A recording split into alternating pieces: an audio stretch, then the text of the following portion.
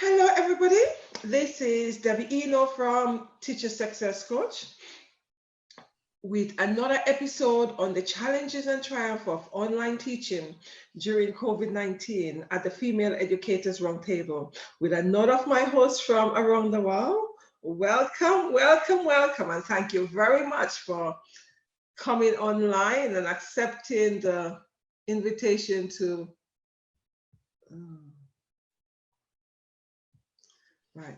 And accepting the invitation to actually come online to share your experiences of what it is or was like teaching on the online platform and some of the challenges and some of the triumph, because with every challenge, there's also triumph as well. We need to remember that. You know, some of the triumph you've actually experienced being on the platform and what you are going to take into your physical classroom, what you're going to leave out there. Whoa, okay. Introduce yourself, please, and tell us where you come from and what age group you teach. Thank you. All right, my name is Corinne Johnson, and I work in public education in Duval County, Florida, which is Jacksonville, Florida. And I am a special education support teacher for kindergarten through second grade, which here for us is ages 5 through 7 or 8. Thank you. Thank you, and welcome again.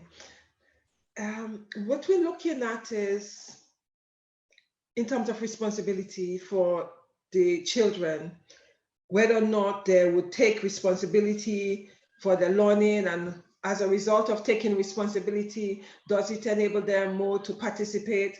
But one of the things that it actually just crossed my mind, actually, because you work with special educational needs students, the challenges would be different in terms of them actually taking responsibility.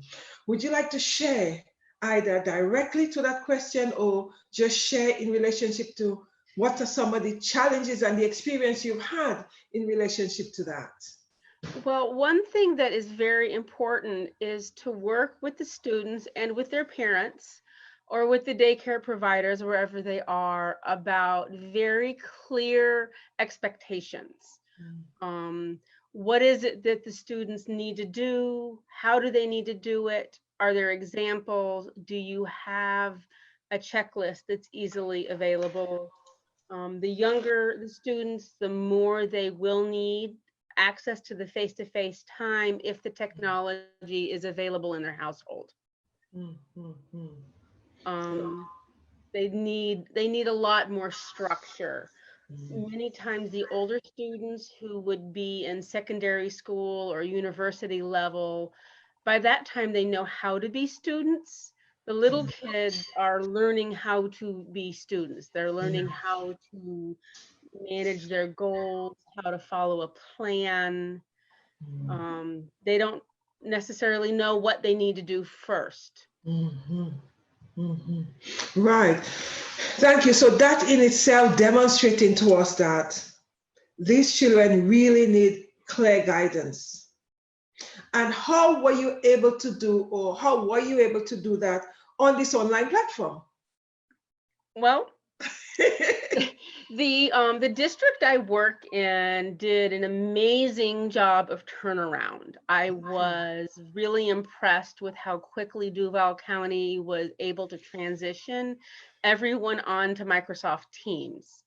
I think we only lost about 4 days of instruction, which was incredibly fast. It was a platform that many of us had training in, but it was something that was just there. We hadn't actually used it much. And then it quite quickly became what we were expected to use. Will you repeat the rest of the question? No, in terms of how did you actually get the students to do things? Because as we realize that they need clear expectation.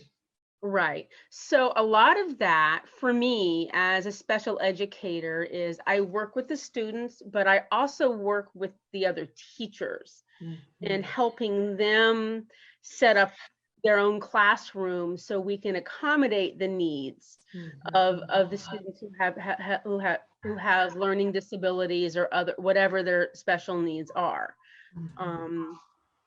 We have to have they need to know where to go to look for the assignment. They need to know how to find the resources online. They need to know how to contact the teachers to get help. They might need assistance making themselves a checklist. It's very helpful for the teachers to have a clear rubric or a weekly schedule as to what is expected and what is due when. And it needs to be in one place where even if there's a bunch of external links, everything is in one place. You need to bear in mind that not every student will have digital access or extensive digital access. It might be one old cell phone that's being shared by a household of 4 school-age children. And so as much as possible, things need to be friendly for the different kinds of devices. And knowing that students won't always be able to get onto the live meetings. I know of families that had their kids going up twice a week to the gas station to download the assignments, and then they would take them home. Whoa. Wi-Fi signal. My goodness, that's what you call dedication. I know of families that just had to pick up paper printed packets and they would turn them in once a month. And I know of families where one parent was home all the time because they also were transitioned to home learning, and there was multiple devices. Every single student had a laptop and an iPad, and they had a printer. Don't assume that kids can print anything. Yeah. The interesting thing, thank you for that. The interesting thing about that is, as educators, we made an assumption when we give them assignment that they have a printer at home. But in this pandemic, we realized that some of them, what little they have at home in relationship to technology or resources. The question I was going to ask you next was for students who did not have the resources, but you've actually added that in because you say that the people actually pick up the physical copies from the school. So which means that the school was always open. The school was open, very limited. There would be maybe 2 people, 3 people in the building, 2 people in the office, and 1 maintenance person or custodian. In order to go into the building myself, I had to make an appointment. Okay. And when I showed up, I had to have on a mask and wear gloves and get my temperature taken. And I could only be there for a certain amount of time in a certain space. When we had teacher work days, they staggered our schedule. So there was only 1 teacher in every other room. Normally I would take my teenager with me to pick up potted plants and I couldn't take him with me to help this year. Okay. So there was extensive precautions. Right. Thank you. When you say you had teachers, what did you say you had teachers? You say you had something to do with Teachers Day or something? Oh, for teachers to go into the building during this time, we had to make an appointment. Okay. Thank you. The other thing is, in terms of the students participating, were the parents actively involved with the students with special needs? What were the involvement? How did you get the students to make a list so that the main teacher have a list? How did that operate? What did it look like? That involved proactive planning at all hours of the day. I worked with the teachers to make sure they were doing something simple like using a word processing document and putting a list of what was due, what each student had to do on Monday, Tuesday, Wednesday, Thursday. I did a lot of previewing, finding interactive applications that were cell phone friendly so that Okay. students could do skills Okay. on whatever mobile device they might have. Mhm, mhm, mhm. There's a bunch of great things out there. We had to, it's a lot of it's a lot of planning and collaboration, essentially, a lot of flexibility with time. Mhm. Thank you. Did the special needs students you worked with, did they know how to manipulate the? Many did, and many excelled. A lot of the students I work with would have be quite functional in a regular classroom with some Okay. guidance. So they were probably taking off with this curriculum of with the curriculum and with the technology. One issue I did see, though, more with my special students Mhm. than with the others, is the need for some very, very clear behavioral expectations, Okay. because the what you would expect in terms of meeting protocol Uh-huh. is quite different online than it is in a classroom. And Mhm. so there were certain things like, please wear a shirt. Don't move around while don't pick up your laptop and move around during a meeting. How to take turns, the importance of muting your microphone when you're not talking, reminding other people in the room that this student is in line on a lesson and they don't need to argue about the grocery list. You had fun, girl. So the the the types of behavioral expectations that we needed to like make guidelines and rules for, it's a whole different set of behavioral expectations, both for the students and for the parents, to learn how to do this. It's skills. Here's an example of something I would have used in a classroom setting, and I had to I used Okay. something like this too with pictures. Okay. This is one I made for the real classroom. It's just on a little Okay. thing I can put in my Okay. egg crate that I roll around the school. Um, Okay. kids need the visuals too to help with that. Okay, so thank you for that. So how did you, when you made the behavior expectation, did you put it on a shared document in Teams? Right, you guys use Teams as your main platform, right, for teaching? Yes, so I put it on a shared document. I shared it Okay. with the teachers. I shared it with the students. I made it accessible, and then I would also review it as needed. Um,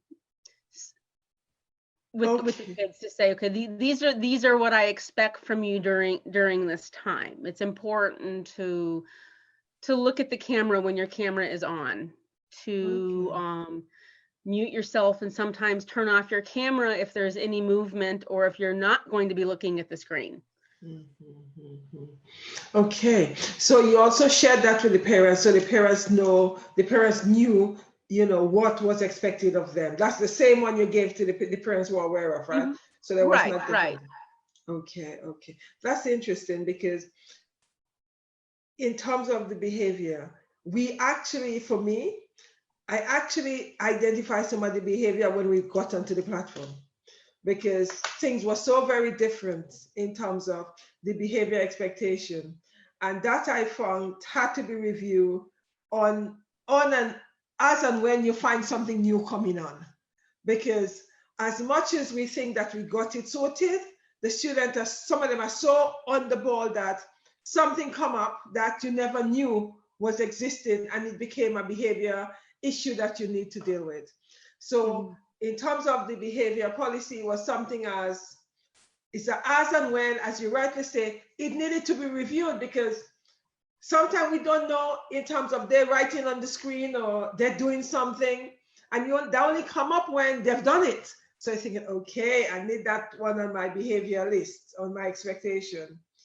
So I found that in terms of the behavior list or the expectation, it had to be reviewed as you've actually identified for yourself, because we getting things new that we didn't know existed.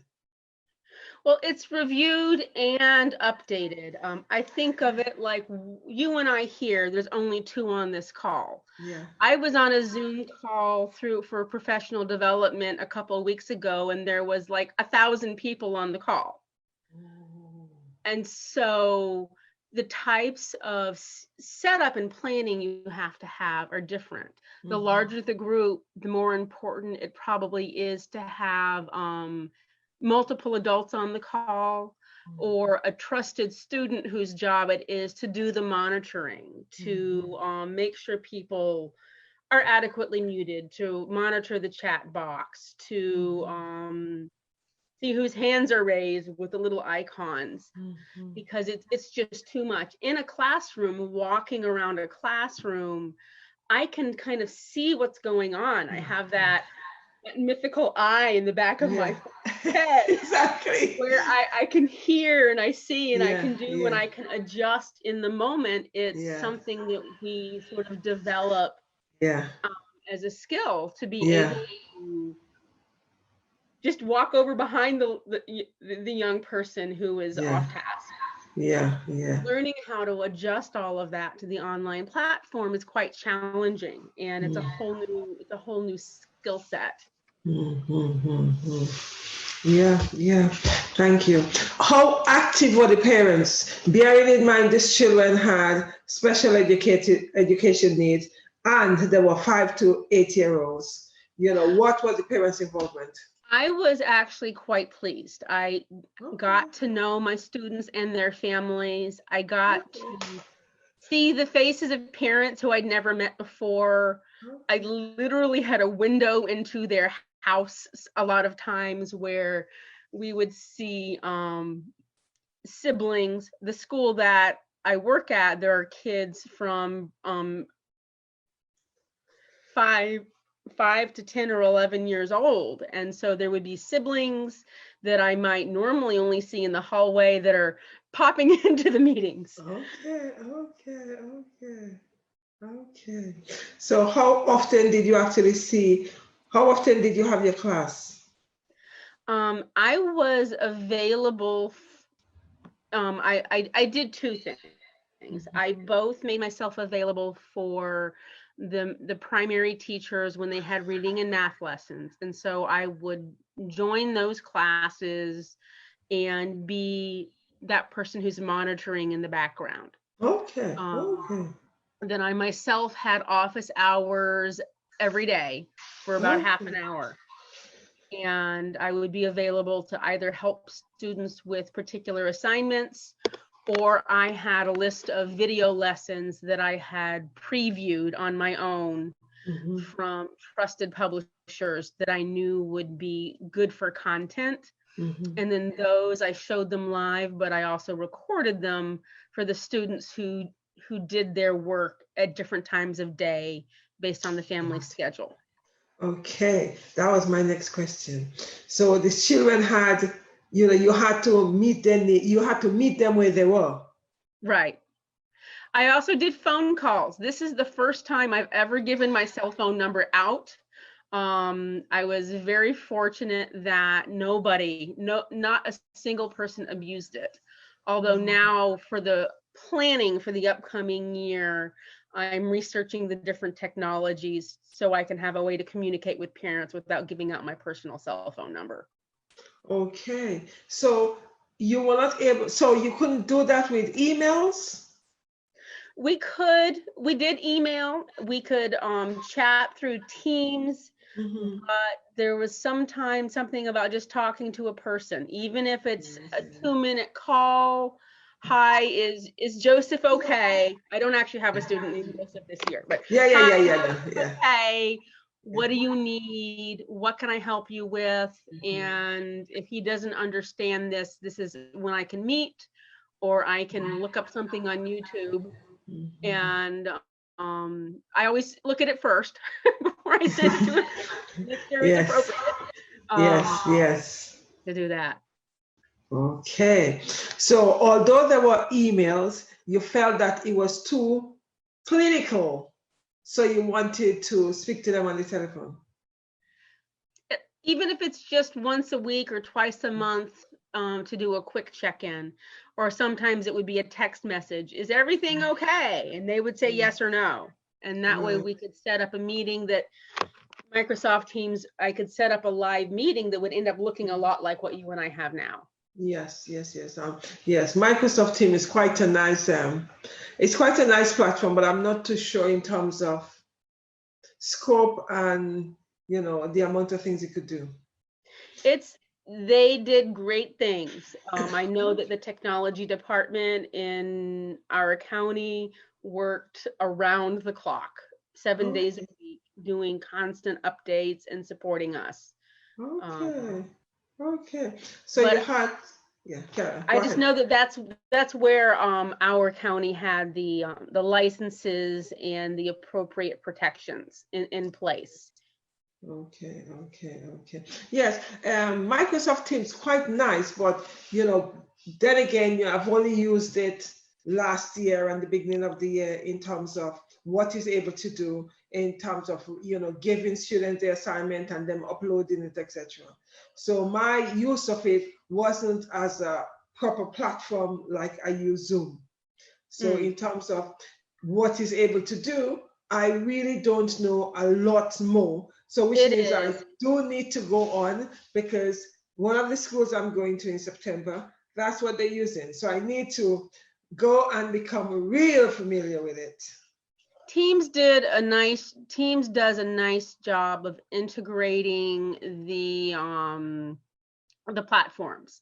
So it felt to me a lot like a merging of something like Blackboard or Canvas with Skype or Zoom, but still working out the kinks. I'm sure it's going to be much better at the end of this month than it was at the end of May. I'm sure that they've been working all summer.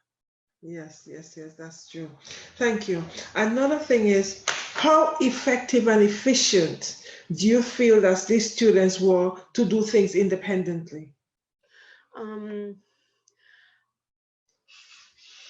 Effective and efficient. I think that efficiency, if you're talking about efficiency in terms of accomplishing tasks quickly and accurately, a lot of students, because of course I interact with all the students, not just the special ed students, because there's many kids in the classroom and I don't ignore the ones who don't have the plan. Okay. So many kids are able to finish their work very quickly and then have the whole day free. Okay. So you more or less team teach. You team taught with the teacher, because I team teach, but I teach with multiple classrooms. So in a regular building, I would go to a classroom for 45 minutes for a reading lesson. And then I might go to another classroom, and then that day or another day I would go back for a similar thing in math. And I either work with a small group on a skill, or I help with testing accommodations, which is making sure they get some adjustments in how the tests are administered, or I help with the classroom. It's a very fluid, what is needed now to both meet their individual goals and to help them grow towards mastery of the curriculum. Because even if they don't have what everyone else has, can we see some growth towards those goals? And how you monitor that is through assessment, right? A lot of it's anecdotal notes, but then there are various checklists and quizzes and such, which we use as well. Okay. Thank you. Another question that popped into my head. In terms of the students who has learning disability and your main grade students, what was it like in terms of on the platform having, there's sometimes you could see the ones that are not, that has learning disability in terms of how they're actually interacting on the platform. Did you notice any difference? Not necessarily because of the learning disability. It was more the personality of each child. learning when to speak and when to be silent. Yes, yes, yes, yes. Because as in any room, you would have a few who need more encouragement and a few who need to allow others an opportunity as well. Mm, mm, mm. Yeah. So once didn't you guys have control of muting the students? We did. We Okay. did have control of muting the students, and that became a behavior issue because at one point the students could also mute us. So, Okay. All right. that was. I think Wow. that those permissions will be updated when we begin again soon. It has to. Whoa. Sorry. So which means that the student, if they didn't like what was happening, they were going to mute you.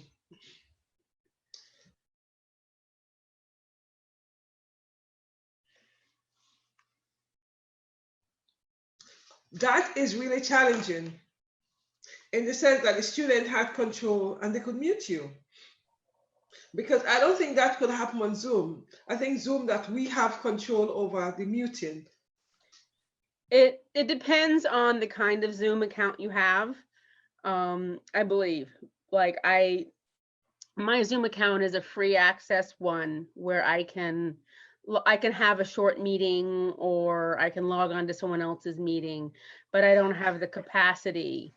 And that's one reason why my particular county didn't want us using Zoom for school related things, because Oh, we didn't have the capacity to monitor those, but also we had to meet the privacy laws where you have, and I know that all of the platforms that are out there, there's many, this technology, everyone has been having to jump into technology in a way that we haven't before. I think it's been good for us as education because teachers and students in schools sometimes seem to be the last ones to get the best technology. yeah. And now we've had no choice but to adjust stuff, adapt things much more quickly than we would have otherwise. Mm-hmm. Yes, it is very true because if we were told that, okay, you guys need to start using some of this online platform, the fear of change would have actually slipped in, where a lot of educators would have found all excuses not to embrace it. You know, Well, I had a training about Microsoft Teams a year ago, and I used oh, it maybe twice. exactly. That's my point. That's my point. That's my point. Even though you had the training, you just, oh, I don't need to use this. You go back to the tradition, what you would traditionally use, and you constantly use it. Whereas now, anytime they give us any new training in technology, we're going to be quickly practicing to make sure we're able to master it because we Yes. don't know when we're going to need it. And this is a classic thing, isn't it? Having said that, in terms of, I did have some training on Microsoft as well. I think, oh, well, I can't be asked. Too many things to remember in this. But you have no choice now.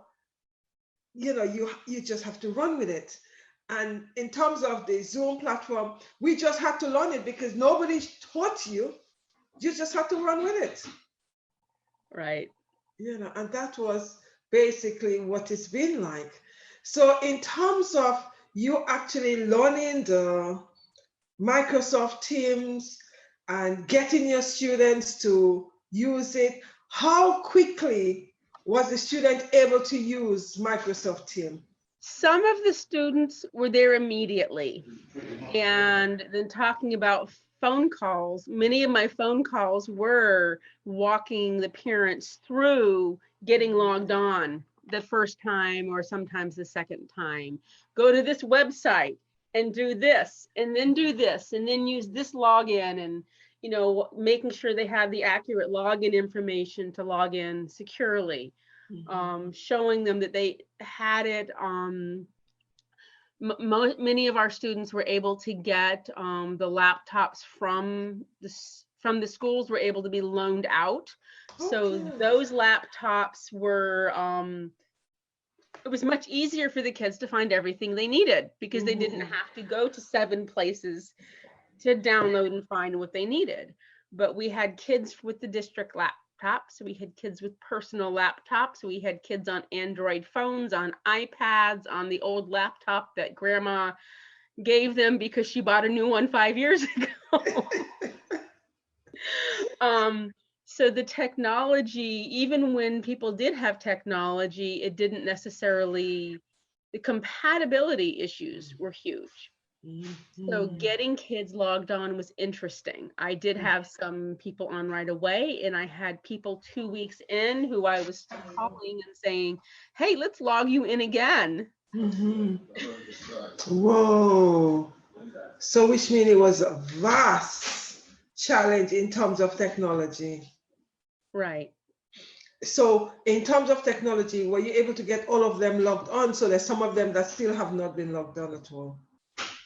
I think at the end we had most people logged in. Okay. Some weren't able to go, like I think I mentioned earlier, we had some families would go to a relative's house or even the corner gas station twice a week to get some of the work done because they needed a wireless signal. Because the laptop didn't matter if you don't have internet. Yeah. Whoa. So in terms of the student handing in the work, how was that? Did you get the work that you set? What was the handing rate like? Well, work that had to be work that the teachers were able to put integrate into Microsoft Teams was submitted automatically, like through Forms, which is another Microsoft thing. A lot of assignments were put in Microsoft Forms. And then there's a variety of learning platforms out there for reading and for math, where the teachers have class accounts and the kids do the assignment. Well, then those grades are uploaded automatically. The teachers can check those scores. Okay. So I'm thinking about freerice.com, Zern, Pinda, iReady is something that several districts in my area use. It has reading and math for Achieve 3000. I'm just naming several platforms that are out there. There's many. I know that Khan Academy has different types of things. Yes. Khan Academy is very, very good. Okay, so which means that you guys have, how many platforms did you guys use? Just Teams? Well, Teams was the platform, and then the other assignments would have been tasks that would have been linked to Teams. Okay. So the only communication platform we use is Microsoft Teams, and our email and calendars are integrated within Microsoft Teams. Okay, so even you want to use another platform, you just integrate it into Teams. That's what you guys did. So the student did not have to go everywhere to find it. No. Well, if they had a district laptop, they could do it from there. If they had their own device, they had to make sure they had the correct login, which could be another challenge. Okay, yes, because that's one of the things some of the educators actually have identified, because they were using different platforms for different areas. So it meant that there was different login challenges. Okay, so that was only done on the district laptop. If you had your own private laptop, then it became a challenge. It was much more challenging. Okay. So in that case, you needed the parents to support this child in order to do that. Right. Okay. And many of the parents who are very supportive and involved still didn't have time, because I mentioned we would have a family where both parents are medical professionals. One works day shift, one works night shift. It's not, they have the finances, they have the resources, they have 2 parents in the home modeling the importance of education, but time-wise, it was just difficult for them to supervise 3 children in 4th grade and under on different, those different grade levels. So what happened then? The child or the children just missed out, isn't it? They would do things later, so they wouldn't be able to be involved in some of the live lessons. They would have to have, again, a very clear list of things that they could do when the parents were able to get to it. Right. So that actually again demonstrates in terms of differentiation, isn't it? Because whether or not you want to differentiate, the parents had no choice than to implement it differently. So in terms of flexibility, as educators, we had to be flexible. So that's what this COVID-19 have actually taught us, for me, in terms of differentiation in the real sense of the word. But working with differentiation, with integrating the technology, though, this is a great time to get the technology to students, to get them the laptops, reconditioned cell phones, get them the hotspots so they have Wi-Fi, and work with kids to have that, to get that out, to get the technology into the hands of the children. But then we have to supervise, because kids are kids, and it's easy for them to leave. It would be really easy for them to leave Zern, which is a wonderful math program, and go over to Roblox. Yep. Which might be more fun. Exactly, isn't it? Because it's far more interesting than this one Miss have told me to log on to. This is far too boring. Yeah, it is very true. Especially the age group we're dealing with. It doesn't even matter what age group, to be honest, because even the 14-year-old would still find an alternative platform because that one is too boring or is not interactive enough, etc. Another question I was going to ask you as well, did the fact that these children were 5 to 8, in terms of security, data protection, etc., was the parents there with them on the platform? So what happened there? I encourage the parents to be there with them. That is my preference for my security, to make sure that I'm covered. Also, I did start recording many of my lessons. And then the only person who could view that recording would be someone who had access to my team anyway. So there wasn't really, it's not going to be posted out there somewhere for anyone to get. It really depends on the family, though. Sometimes the parents would put the kids on the computer and say, okay, go to your room. Now that's up to the parent. My preference is that there's someone else at least around in the house. Because it would be like being alone in a room with a child. Exactly. I would leave the door cracked, or you leave the door cracked, you stand by a window, you do something for everyone's protection. Yeah, I see that, because I would, in terms of those age group as well, I would prefer the parents to be there, because in terms of your own security, in terms of the child's security, and being on that platform. So what's happening if the parents wasn't there and the child needed help with that computer? What's going on the computer? Because as we know, the challenges are always there. It really is a case-by-case basis. Right. A couple months in, most of the kids knew how to get in and on, and they were fine. Okay. Especially the ones who had just turned 8, the older second graders who are 7, 8 years old. Those kids are smart. I mean, they're all smart, but they're savvy. They know a lot about what's going on and how to navigate the computer. Okay.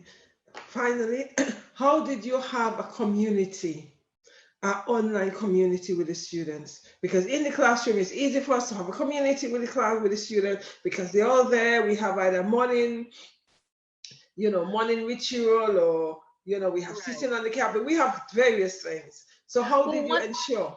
one thing that was good is a lot of the kids really did enjoy logging on. The first time after a few weeks when we logged on and they got to see us, oh, just the smiles were gorgeous to see all these beautiful smiles.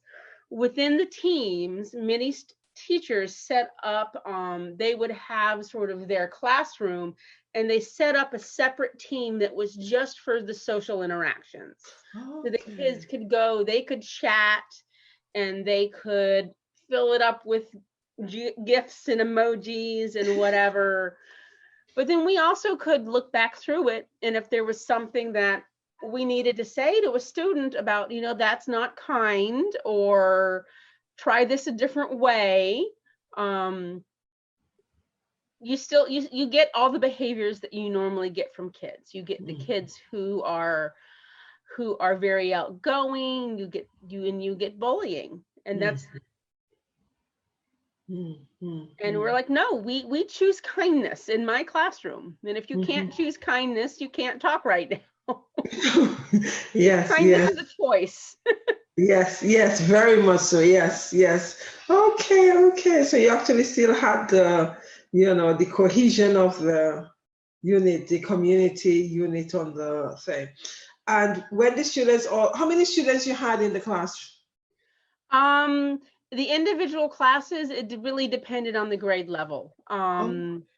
Because a lot of some of the teams, for example, on a second grade team, there might be one teacher who teaches the social studies and language arts, and another teacher who teaches math and science. And so a lot of times, and then they would have the students half a day in trade. So rather than about 20 students, there would be about 40 students in the group. How the teachers split that up was really based on every grade level, and every team made their own choice. Okay.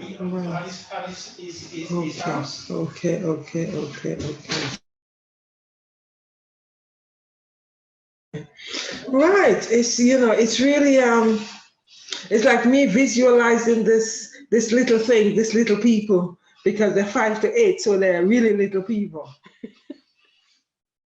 Well, another thing is in terms of tips, what tips would you give to educators who are dealing with students who've got learning disabilities or learning challenges, in terms of getting them to engage, in terms of getting the parents involved, in terms of getting them to be active? What would you say to educators? I would say have a plan. Have a very clear plan, have a very clear rubric for what you want done when, and then choose things that are accessible. If you're going to pick a software that's not necessarily endorsed by your district, get it approved, and then make sure that it's a flexible software. Make sure that there is a version for the cell phone in addition to a version for the computer, because that'll make a difference as to how kids are able to log in. Work with your school on getting things mailed out, knowing there's going to be a delay. I can't just go to the photocopy machine, stick it in an envelope, and hand it to the receptionist and say, please mail this tomorrow. Exactly. I email it to the receptionist, who might only be there 2 days a week, and then she copies it and then she mails it. So those things are available, but there's a delay with analog technology too. Yeah, it's being mindful, isn't it? It's being mindful that you just cannot go to the photocopy machine, stick it in an envelope and say, okay, can you mail this out? It's like, okay, thinking it's going to take a few days. Usually if I had something, I would photocopy it during my break, and then I would be running around the school during dismissal, shoving things in backpacks. Exactly, isn't it? Yeah. Right at the last bell. Yes. But now we have to think, okay, I would email it, and they're not going to get it up probably until, let's say I do it Tuesday, probably until Thursday. So it's like, having this forward planning, isn't it? Whoa. What would you say in terms of your takeaway from the online platform? You have to be organized. You have to have Yeah. clear expectations, and then don't necessarily expect to fill up 7 to 8 hours with instruction. Mhm. There's a lot of little things with daily transitions in a school that we don't necessarily have. Mhm. Need to focus on choosing goals. So work with your department, work with your grade level, work with your administrators, and work with the professional coaches that are working with your district to choose those goals, to see what is truly important. What do we really need to get so these students can continue to make progress, so Mhm. they can become independent readers, to learn the math skills, to learn questioning skills, and to teach study skills, because those are, whether or not they memorize a specific set of names and dates or a particular set of labels for whatever subject, is less important than if they can become good students and learn how to study. That's something that'll carry them through adulthood. Mhm. Thank you. It's interesting that you mentioned study skills. So we're saying for the 5 to 8 year old, they need to learn study skills, especially on the platform. Whereas in the physical classroom, we don't do that. But on the online platform, there's no option, is there? They have to learn No. that. Right. So there's a need for deliberate instruction and study skills that might normally start at age 8 that we're now having to teach at age 5 and 6. Mhm. Study skills or behavior expectations for a 5-year-old might be more like, okay, sit straight, look forward, do one math problem at a time, and after you finish a page, you can have a break and do a coloring page. Yeah. That would be the age appropriate version of that. For older students, we would be like, okay, let's use this. And sometimes we can just skip straight to the voice technology. Hey, Google, Yeah. remind me at 2 o'clock to log on to this meeting. Yes, yes, yes, yes, yes. Yeah. It's thank you. It is so interesting in terms of what we were what we are forced to do on the online platform. Because the fact that from age 5 to 8, we would not normally be teaching them study skills in the physical classroom. But in the online platform, there's no choice. If we want them to come with us, we Mhm. have to teach study skills so they actually know how to do things on the platform, how to organize themselves, how to have a plan, how to have a list. Because Mhm. in the physical classroom, 9 out of 10 times, we're actually writing it on the board for them, or we're giving them Right. a handout with that. Right. And so we might write it on the board for them and then say, okay, copy it in your planner. Yeah, Well, that's still a lot of support. So we have to yeah, be very proactive about yeah, teaching those skills. And yeah. those are not skills that'll be lost. If the Mm, students can come away from this knowing how to write a plan in a calendar, mm-hmm, knowing that this is a trusted website, but this one is not, mm-hmm, knowing how to ask questions, those skills will help them their whole life. mm-hmm, mm-hmm.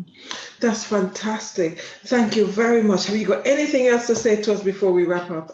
No, No. I'm good. Right.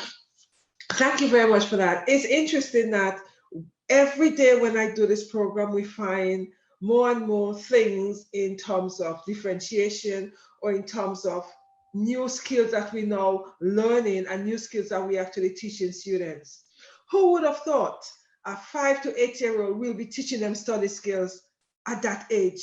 Normally, I teach study skills in terms of planning, in terms of organization, when students are 14, 15, 16, or even from 16-year-old. But now, due to the nature of the teaching and the nature of the platform and what the student need to do and take away, we have to teach them areas of study skills right now because we realize the importance of it to enable them to understand and to do the various tasks we have to teach them.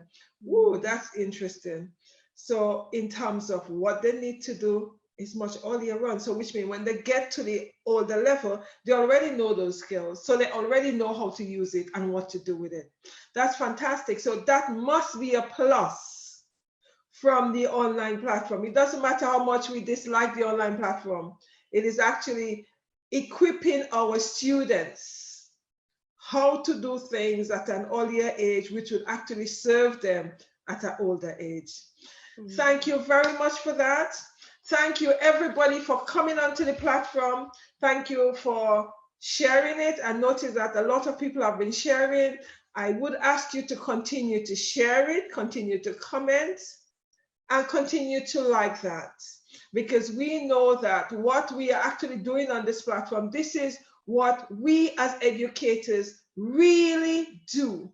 Not anybody telling us telling you this is what they think educators do. These are the exact things that we are doing. This is exact some of the experience we've actually had on the platform. This is the exact thing that we're teaching in terms of teaching 5 to 8-year-old study skills. Not anybody's telling you that. This is what we have done, and this is what some educators are doing. Thank you very much for coming onto the platform. Thank you very much for listening to us. I do ask you if you have any questions or any thoughts that you want us to respond to, just put it in the chat and I will respond to it, to any of my panel who've been here with, I've lost my words, will actually answer the questions, etc. I'll be back tomorrow with 1 or 2 educators, I'm not too sure. Have a fantastic evening, night, morning, etc., wherever you are. Thank you very much for listening and have a fantastic evening. Stay blessed. Bye-bye.